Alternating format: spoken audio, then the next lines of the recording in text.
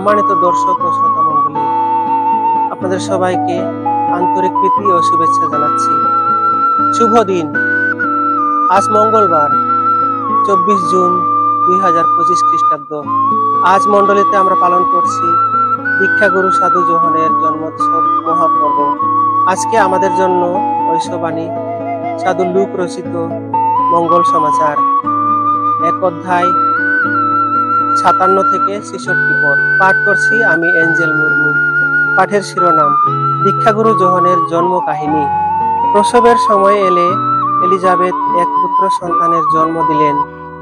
তার প্রতি প্রভুর এই অপার করুণার কথা শুনতে পেয়ে তার প্রতিবেশী ও আত্মীয় স্বজনেরা তার আনন্দে আনন্দিত হয়ে উঠল। 8ম দিনে শিশুটিকে পরিচ্ছেদিত করবার জন্য তারা এলো।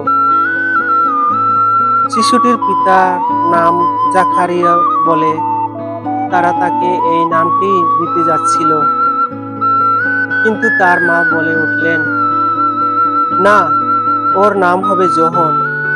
তারা উত্তর দিল, কিন্তু তোমার আত্মীয় স্বজনের মধ্যে এই নাম তো কারো নেই। তখন তার শিশুটির পিতাকে ইশারা করে জিজ্ঞেস করলো যে তিনি কি নাম রাখতে চান।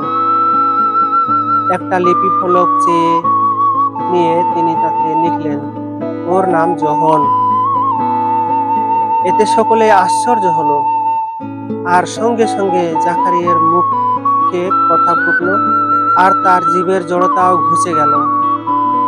তিনি একথা বলে উঠলেন, ঈশ্বর প্রশস্তিতে মুখর হয়ে উঠলেন।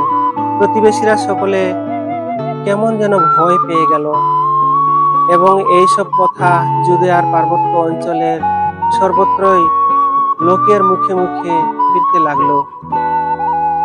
যারা তার কথা শুনতে পেল তাদের সকলের অন্তরে তা গাঁথা রইল। তারা বলতে লাগলো, শিশুটি না জানি কি হবে। আর সত্যি তো, প্রভুর শক্তিমান হাত তাকে ঘিরেই ছিল। শিশুটির বড় হতে লাগলো এবং তার আত্মিক শক্তিও বাড়তে লাগলো।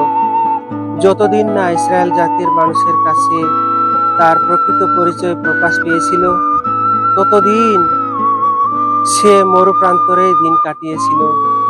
প্রভুর মঙ্গল সমাচার। খ্রিস্ট প্রভু, তোমার প্রশংসা হোক।